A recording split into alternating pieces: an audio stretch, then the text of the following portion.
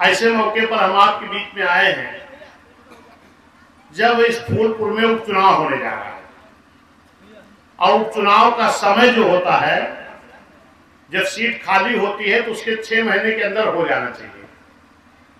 और ये सितंबर बीत गया है, लगभग अक्टूबर आने वाला है और 8-9 नवंबर के पहले ही चुनाव इनको करा देना है, डेट चाहे जब घोषित करें।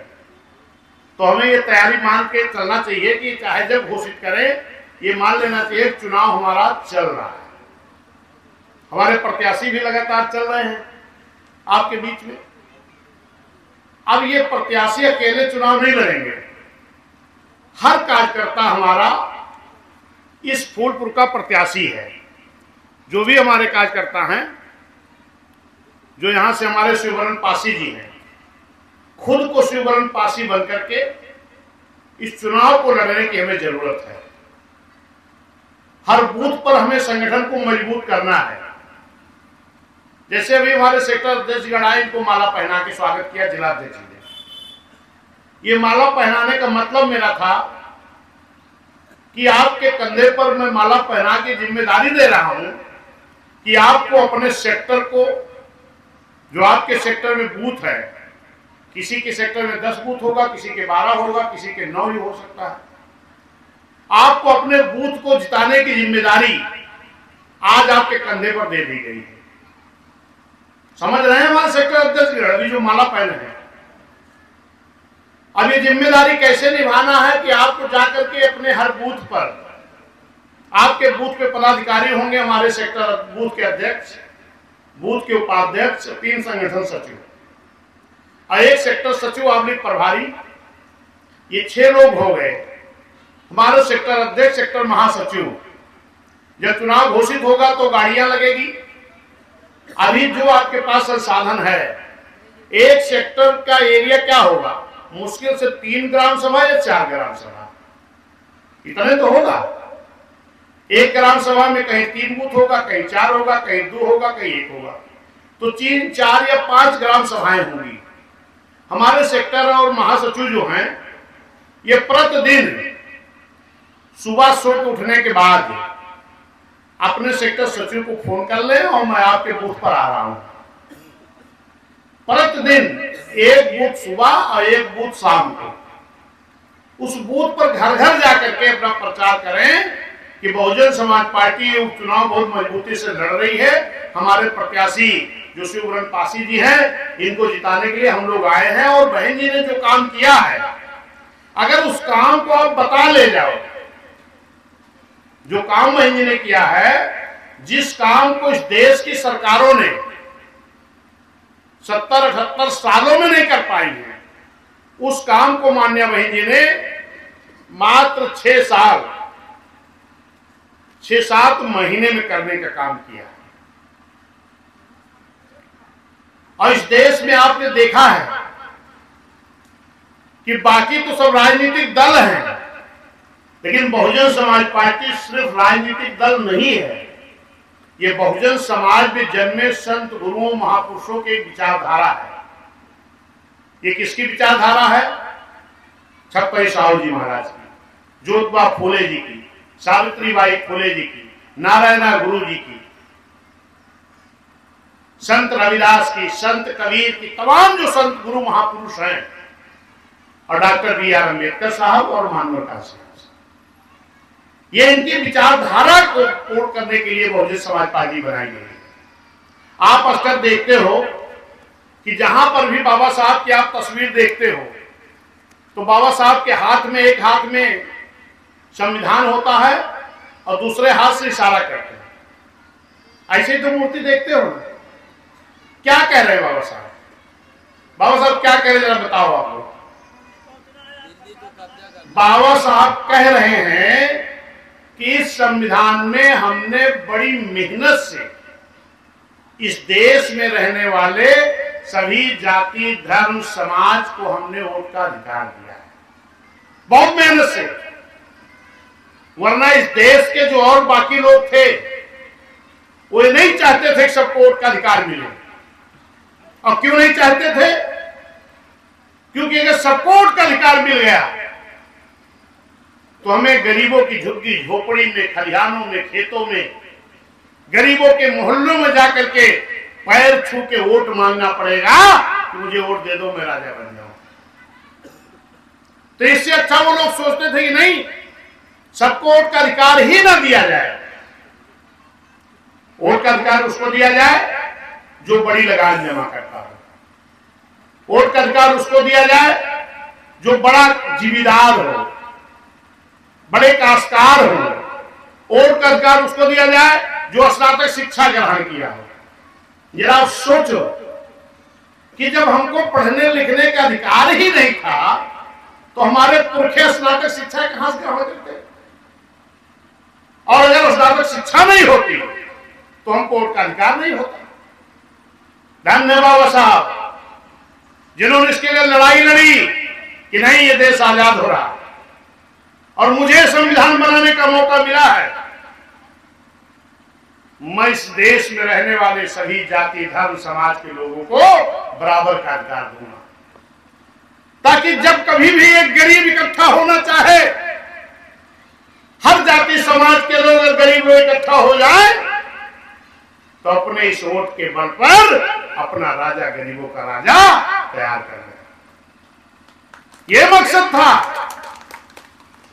आज बड़े बड़े धनवान और पूंजीपति लोग चुनाव लड़ने आएंगे आपके बीच में, लेकिन अगर आप बाबा साहब को मानते हो और उन्होंने अधिकार सबको अगर दिया है तो मैं सर्व समाज के लोगों को कहना चाहता हूं कि मेरे सर्व समाज के लोगों, जिनको बहन जी ने प्रत्याशी बना के भेजा, एक गरीब के बेटे को, एक कार्यकर्ता को, जो आप किसी विधानसभा में 10-12 साल तक लगातार आपकी अध्यक्ष बन के सेवा करने वाला एक कार्यकर्ता है, इस वोट की ताकत के बल पर इस अपने कार्यकर्ता को जिता करके भेज देना और आपका भाई विधायक हो जाएगा। ये वोट का देने का मकसद है। बाबा साहब को सबसे ज्यादा लड़ाई 2 विषयों पर लड़नी पड़ी थी। वैसे तो पूरा संविधान बनाने में ही बाबा साहब को बड़ा संघर्ष करना पड़ा।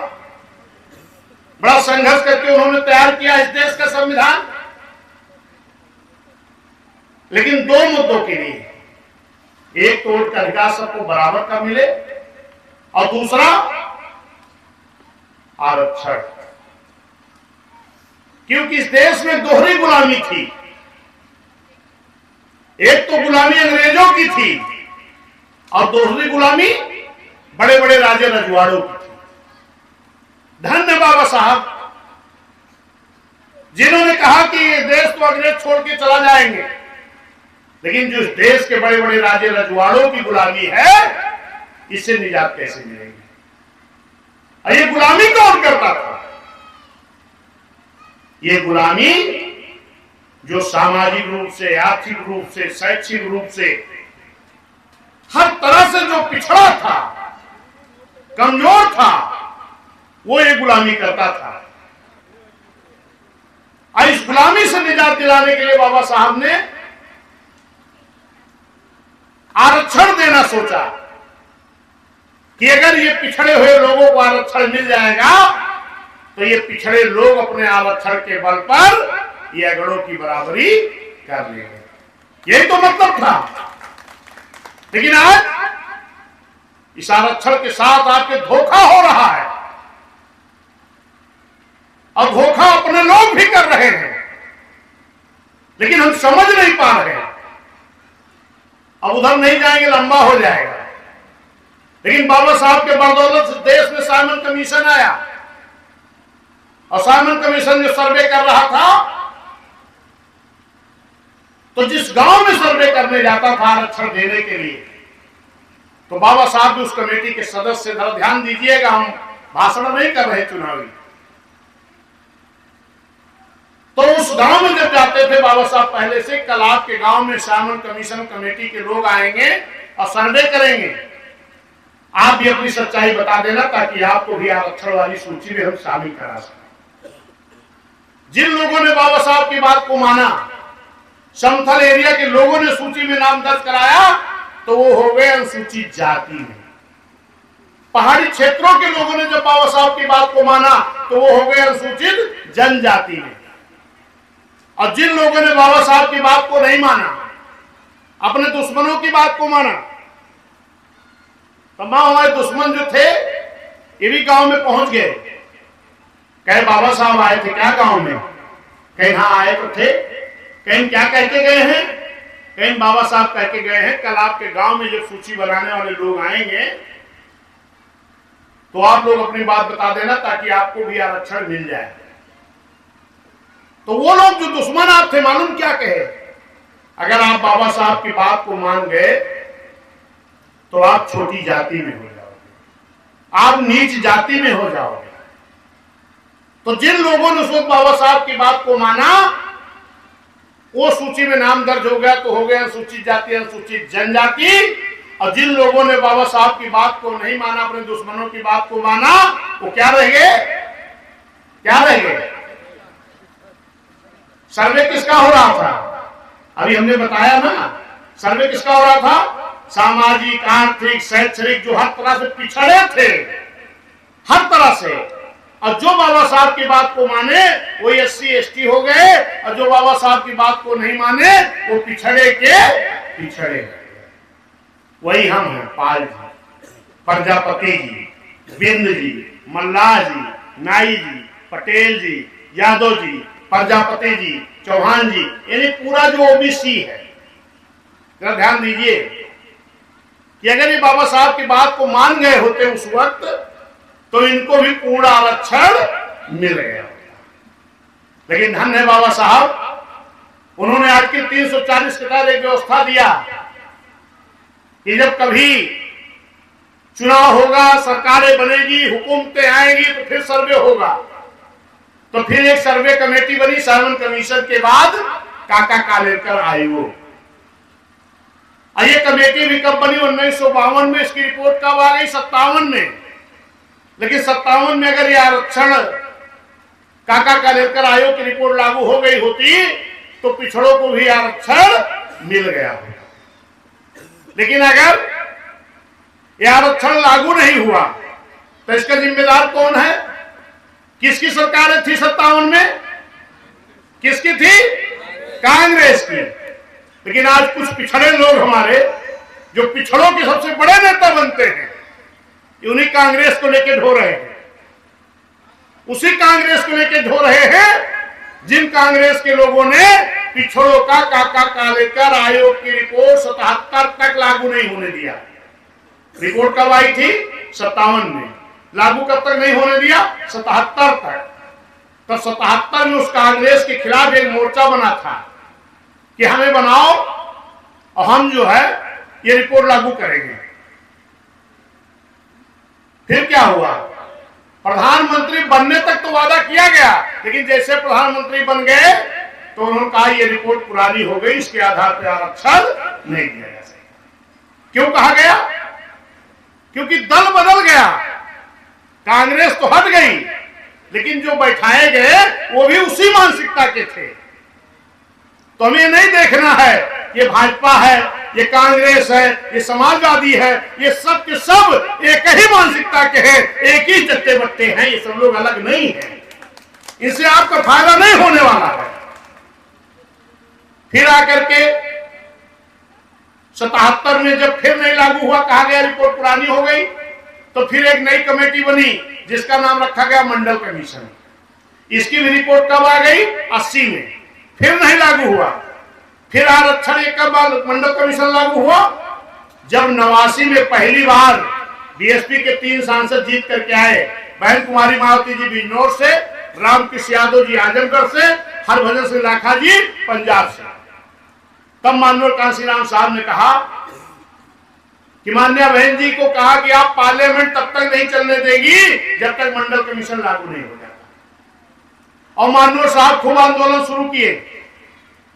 और उस वक्त जो जिनसे आज गठबंधन हुआ है हरियाणा में, थोड़ी देर और बैठिए भी खत्म करते हैं। हरियाणा में गठबंधन हुआ ना बीएसपी का, ये उन्हीं की पार्टी है, चौधरी देवीलाल जी की, जो उस वक्त उप प्रधानमंत्री थे और बीपी सिंह प्रधानमंत्री थे।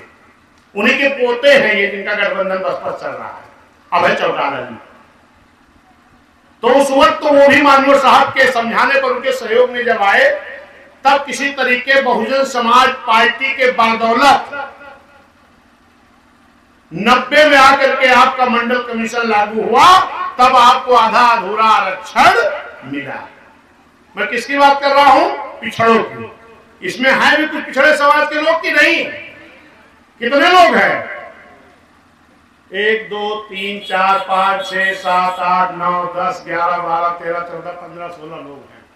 हमने बड़ा कोशिश किया था सबसे ज्यादा लाना, ये कोशिश के बाद 15-16 लोग आए हैं। बहुत बहुत धन्यवाद आप लोगों को। चलिए इधर ज्यादा नहीं कहने की जरूरत है। फिलहाल जो लोग आए हो इस बात को आप समझो, जो आधा अधूरा आरक्षण मिला भी है तो ये बहुजन समाज पार्टी माननीय बहन जी माननीय कांशीराम साहब के बदौलत मिला है। हम आधा अधूरा क्यों कह रहे हैं? क्योंकि आपको प्रधानी में आरक्षण है, मेंबरी में है, जिला पंचायत सदस्य में है, प्रमुख में भी है, चेयरमैनी में, महानगर में, महानगर पालिका में भी है। लेकिन क्या विधानसभा के लिए कोई ओबीसी की सीट आरक्षित है क्या? लोकसभा के लिए है क्या? लेकिन अगर आप लोग बाबा साहब की बात को माने होते, कब? जब साइमन कमीशन आया था, तो जैसे जो सूची बनी थी SC ST की, तो आज SC की भी सीट आरक्षित है और ST की भी है। आपके जिले में शायद ST की 2 सीटें हैं, तो 3 है नहीं, ST की सोनभद्र में, सोनभद्र आपसे लगा हुआ है बगल का, वहां ST की 2 सीटें, 3 सीटें हैं कि 2 हैं? 2 सीटें आरक्षित है ST की भी। SC की तो आपकी बगल सोराव है ही है, बगल 12 है, कोराव है, तो आपकी तो ये सीटें हैं। इसलिए मैं कह रहा हूं आधा अधूरा मिला है। तो ना तो आप बाबा साहब की बात को माने और ना अभी तक कांशीराम साहब की बात को माने। मैं क्यों कह रहा हूं कि पहली बार ये तो आरक्षण वाली बात हुई, वोट वाला जो अधिकार मिला, अधिकार तो सबको मिला। और वोट पड़ना शुरू हो 1952 में और बीएसपी गठन हो 1984 में, यानी 32 साल तक ये पूरा का पूरा पिछड़ा समाज जो था, ये मात्र 1.5-2% चुनाव लड़ने को पाता था। चलो जो हमारे SC समाज के लोग हैं, जो पिछड़ों को समझाने जाओगे तो ये बात उनको याद दिलाना है, समझ रहे हैं ना, जब उनको जोड़ने जाना है। तो जब 84 में बीएसपी बनी है तो मानवर साहब ने नारा दिया कि जिसकी इतनी संख्या भारी उसकी उतनी हिस्सेदारी। पहली बार जब बीएसपी की सरकार बनी थी, तो कब बनी थी? 1995 में। और 1995 में जो सरकार बनी थी तो बीएसपी से कितने विधायक ओबीसी की जीत के आए थे मालूम है? 11 विधायक, 11। धन्य मानवर कांशीराम साहब। मानवर कांशीराम साहब ने कहा कि जिस समाज के कभी विधायक नहीं जीतते थे, आज मैं इन समाज के अगर विधायक जीत के 11 लोग आए हैं, 11 लोग उन 78 जातियों से थे जिन 78 जाति के लोग बीएसपी के पहले चुनाव लड़ने को नहीं पाते थे। चाहे वो मुराई हो, चाहे प्रजापति हो, चाहे चौहान हो, चाहे विश्वकर्मा हो, चाहे मौर्या हो, चाहे निषाद हो, चाहे बिंद हो, इस टाइप की जो जातियां थी। ओबीसी में भी जो 1-1.5% पाते थे वो कौन थे? उसमें यादव थे और कुछ पटेल थे और लोध, जो उधर के लोध है। तो इनकी भी आबादी क्या पटेल यादव की 1.5% थोड़ा ना है, खाली पूरे 52% की 1.5% मिलती थी। धन्य मानवर कांशीराम साहब, जिन्होंने जिसकी इतनी संख्या वाली उसकी भागीदारी दिया। बहुजन समाज पार्टी की जो सरकार बनी है 95 में, पहली बार ध्यान दीजिएगा इसको, 11 विधायक जीते और 11 के 11 को मानवर कांशीराम साहब मंत्री बनाने का काम किया। किसी दल ने नहीं सोचा इस बात को। आज जो ईडीए पीडीए की बात करते हैं, ये किसी ने नहीं सोचा। और माननीय कांशीराम साहब जब शपथ हो गई तो इन्होंने, क्योंकि आर के चौधरी जी जो पासी समाज के थे, आज भी हैं जिंदा, पासी समाज के बेटे को बिना लड़े मंत्री बनाने का काम किया था। पासी समाज के बेटे को बिना विधायक लड़े मंत्री बनाने का काम किया। और माननीय साहब बोले कि चौधरी जरा गाड़ी ले आओ, मुझे एयरपोर्ट तक छोड़ दो। तो आर.के. चौधरी की भी जैसे लोग शपथ लेते जा रहे थे, तैसे चमचमाती हुई लाल बत्ती की गाड़ी लाइन से खड़ी होती जा रही थी। किनके लिए? जिन खानदान के लोग कभी विधायक नहीं बनते थे, उस समाज के लोगों के लिए। और जब आर.के. चौधरी जी लाल बत्ती लेके आए तो धन्य माननीय कांशीराम साहब, माननीय कांशीराम साहब ने कहा कि भाई ये लाल बत्ती तो हमको मिली नहीं है, ये तो आपको मिली है, हम इस पे कैसे बैठेंगे? माननीय कांशीराम साहब लाल बत्ती गाड़ी पर नहीं बैठे। तो ये पुरानी वाली जो इनकी एम्बेसडर थी, धक्का से चलती थी आर.के. चौधरी वाली, क्योंकि मेरे घर के गांव के बगल के है, इसलिए हम सब जानते हैं। फैजाबाद के रहने वाले हैं, मेरा भी घर वही है। तो ये पुरानी गाड़ी लेकर के आए तो माननीय कांशीराम साहब उस गाड़ी पर बैठे। थोड़ी देर और बैठो, बस खत्म कर रहे हैं, बैठ जाओ, अभी बंद कर रहे हैं मीटिंग, हम समझ रहे हैं देर हो रही, थोड़ी देर और सुन लो। तो जब माननीय कांशीराम साहब उस गाड़ी पर बैठे चलने लगे तो कहने लगे आर.के. चौधरी जी, अरे वो लोनिया चौहान का बेटा जो मंत्री बना आ रहा कि नहीं? कहीं साहब आ रहा पीछे पीछे। कहीं कुम्हार मिट्टी का बर्तन बनाने वाला का बेटा, कहीं वो भी आ रहा है साहब। कहीं और भेड़ चराने वाले गड़विया का बेटा, कहीं वो भी आ रहा है। कहीं जो नाव चलाने वाला, मछली पकड़ने वाला निषाद का बेटा, कहीं वो भी आ रहा है। माननीय कांशीराम साहब की आंखों में आंसू आ गया। यही तो सपना में देख रहा था कि जिस समाज के लोग कभी विधायक नहीं बन पाए, आज उस समाज के लोग मंत्री बनकर के बहुजन समाज पार्टी की तरफ शोभा बढ़ा रहे हैं। तब माननीय कांशीराम साहब ने उस वक्त हर समाज के लोगों ने अलग अलग, जो पाल का बेटा मंत्री था पाल का सम्मेलन कराया, कुर्मी का बेटा था तो कुर्मी का सम्मेलन कराया, माली का बेटा मंत्री था तो माली का सम्मेलन कराया, नाई का बेटा था तो नाई का सम्मेलन कराया, बिंद का सम्मेलन हुआ, प्रजापति का हुआ, राजभर का हुआ, हर समाज का। तब जाकर के बहुजन समाज पार्टी मेरे साथियों तैयार हुई। और आज ये जो नेता पैदा हुए थे, जो बने थे, आज वो अपनी बेटी और बेटा के चक्कर में इस बहुजन समाज को धोखा दे करके जाके दूसरे दलों में रसमलाई खा रहे। इन पे भी आपको गौर करना पड़ेगा। आपके बगल एक कौशाम्बी के भी नेताजी हैं, आप प्रचार में आना शुरू कर दिए होंगे। अगर वो इतने बड़े नेता बने हैं तो किसने बनाया है? बहुजन समाज पार्टी ने बनाया है। हम कहता हूं कि आप विधायक हो गए, बहुत बहुत बधाई, और आप सांसद भी, आपका बेटा हो गया, और बड़ी बधाई। लेकिन अगर दूसरा एक आपके बीच में जो हमारे शिववरण पासी जी हैं, ये भी तो पासी के बेटे हैं, तो क्या आप हो गए, आपका बेटा हो गया, दूसरा पासी विधायक नहीं बनना चाहिए क्या? जरा जोर से बोलो। अगर बनना चाहिए तो उसे बता देना कि साहब आप तो बहुत बड़े मंत्री थे, कई कई विभाग के मंत्री थे, मान्य बहन जी नहीं बनाया था बहुजन समाज पार्टी ने। बहुजन समाज पार्टी, बहुजन समाज पार्टी रूपी एक नर्सरी है। भले आप चले गए, फिर इस नर्सरी में शिववरण पासी जैसे नेता फिर इस नर्सरी से बड़े बड़े नेता बनकर तैयार होने का काम करेंगे। ये वो बहुजन समाज पार्टी रूपी नर्सरी है।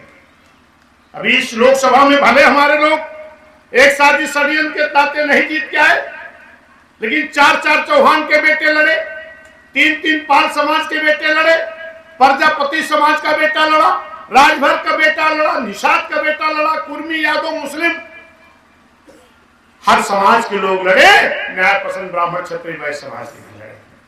तो ये बीएसपी है। माननीय बहन जी कह रही थी कि फिर से इस नर्सरी से नेताओं को तैयार किया जाएगा। उसी कड़ी में आपके बीच से धन्य मान्या बहन जी एक सामान सीट पर एक पासी समाज के बेटे को इस नर्सरी से नेता तैयार करने के लिए आपके बीच में बहन जी ने भेजा है। और इस तरीके से तैयारी करके हमको फिर इस बीएसपी की नर्सरी से एक नेता शिववरण पासी जैसा फिर तैयार करना है।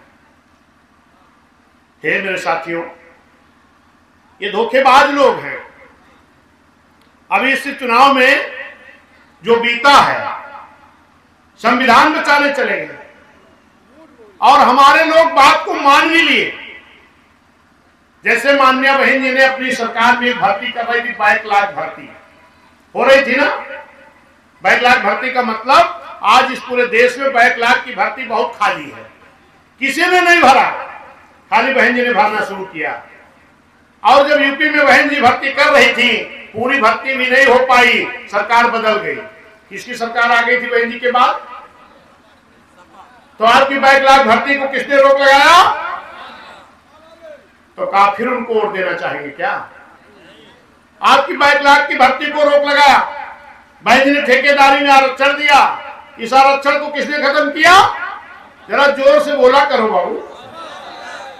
और प्रमोशन का आरक्षण का बिल किसने फड़वाया?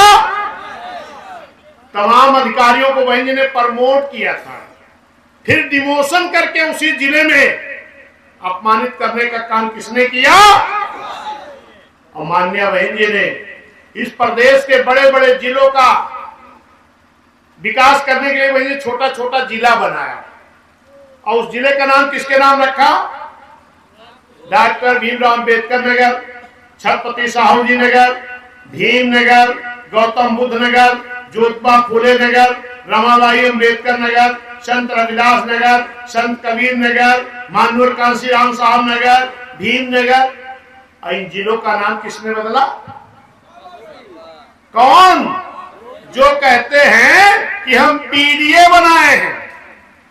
अरे भैया, पीडीए में जन्मे महापुरुषों के नाम को जब नहीं हजम कर पाए, मानवर कांशीराम साहब जैसे नेता जिनके नाम माननीय बहन जी ने एटा से अलग जिला बना करके उस जिले का नाम रखा था मानवर कांशीराम साहब नगर, और मानवर कांशीराम साहब नगर का नाम क्या रख दिया गया?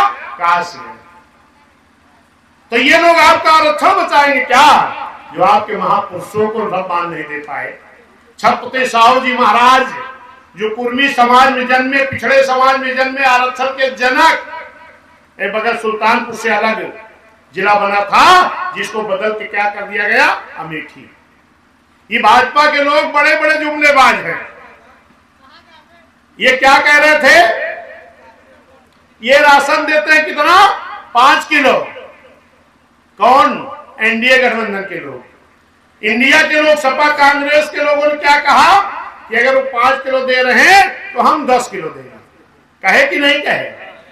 कहीं न अगर 2000 सम्मान निधि देते हैं तो हम 8500 देंगे। कहीं न अगर वो 20 लाख देने को वादा किए हैं तो हम हर महिलाओं के खाते में 1 लाख भेजने का काम करेंगे।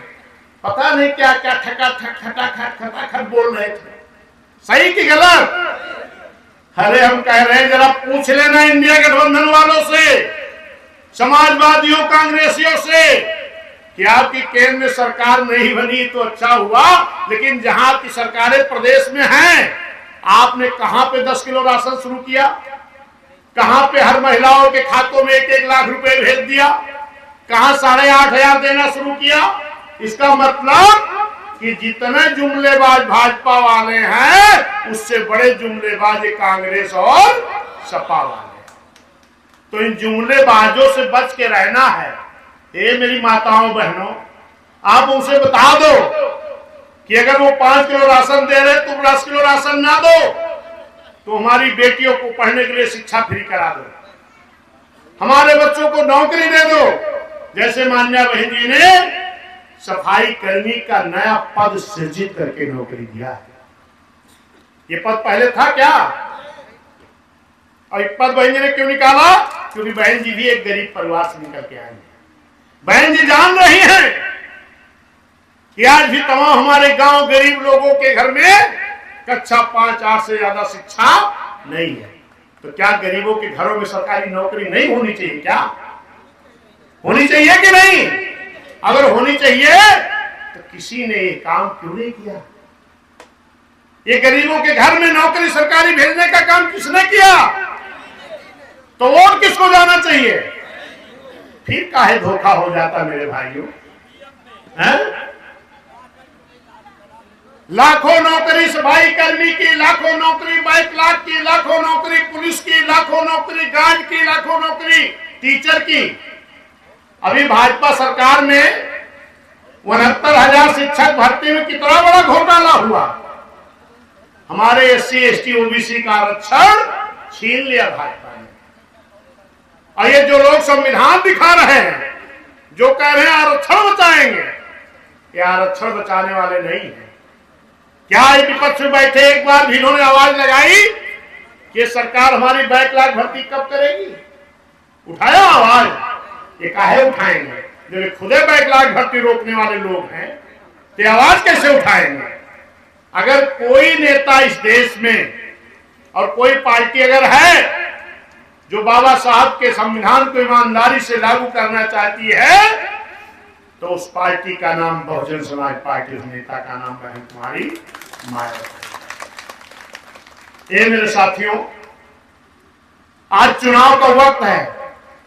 हम आपके बीच में आए हैं, हम कह रहे हैं कि हाथी के सामने बटन दबाइएगा। फिर आपके बीच में आएंगे, कुछ लोग कहेंगे साइकिल की बटन दबाना है, कुछ लोग कहेंगे कमल की बटन दबाना है।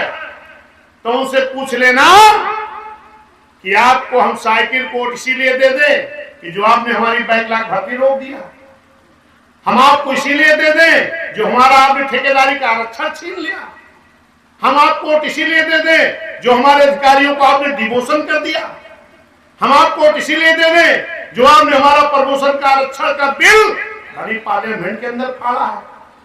याद रहेगा कि नहीं? सवाल करना उनसे।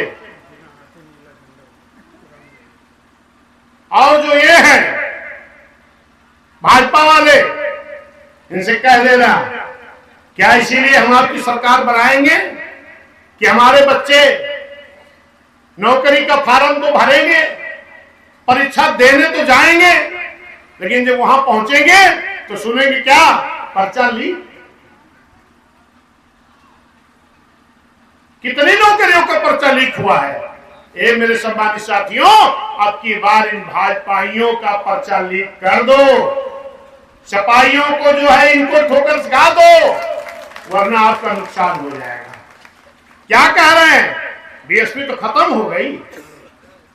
इस चैलेंज को कबूल करो और ये बताओ कि आपने धोखा देके हमारा वोट लिया है। अब हम धोखे में फंसने वाले नहीं हैं। इसी उपचुनाव में संदेश दे दो, इसी उपचुनाव की सीट को जिता के भेज दो। अगर ये सीट आपने जिता के भाई हमारे जो जिनको प्रत्याशी बहन जी ने बनाया है, शिववरण पासी जी को, अगर इनको आप सभी लोग जिता के भेज दिए तो समझ लो कि 27वें माननीय बहन जी मुख्यमंत्री उत्तर प्रदेश के पुनः बन जाएंगे। ये संदेश जाना है। तमाम लोग आके कहेंगे आपके बीच में कि कहा भैया से मुख्यमंत्री थोड़ो बहन जी बने जाते हैं। कहना नहीं, अगर शिववरण पासी जीत गए तो जान लो हमारी बहन जी मुख्यमंत्री बन गए। संदेश जाना चाहिए। तो ये मेरे साथियों, हम अपनी बात समाप्त करेंगे और एक चीज से और सावधान रहिएगा। बीएसपी की क्या पहचान, ये ध्यान जरूर रखिएगा। तमाम बहुरुपिया लोग ऐसे तीन नीला झंडा लगा के चले लाग हैं, और क्या बताएंगे?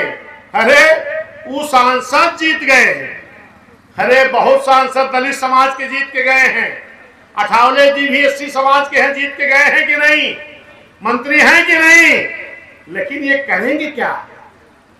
ये जिस सरकारों के साथ शामिल हैं, जिनसे इनकी मिली भगत चल रही है, उनकी मानसिकता नहीं ठीक है आपके प्रति। अगर आपके हित में कोई काम कर सकता है तो बहुजन समाज पार्टी, नीला झंडा हाथी निशान। बीएसपी की क्या पहचान? दोनों हाथ उठा के नारा लगावा। बीएसपी की क्या पहचान? ये ध्यान रखना। और एक नारा और लगाया था सब लोग, अपना अपना बूथ करो मजबूत, आपन आपन सभी मजबूत कैला। इस चुनाव हाथी का जीतस क्यों रोक ना है सके।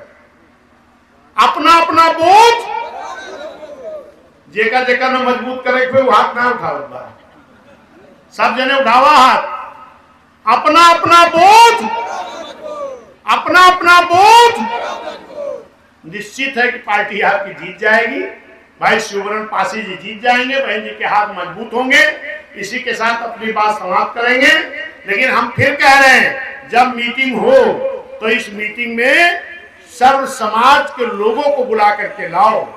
ये कैडर की सेक्टर मीटिंग नहीं चल रही है, ये कैडर बूथ के साथ साथ चुनावी मीटिंग चल रही है।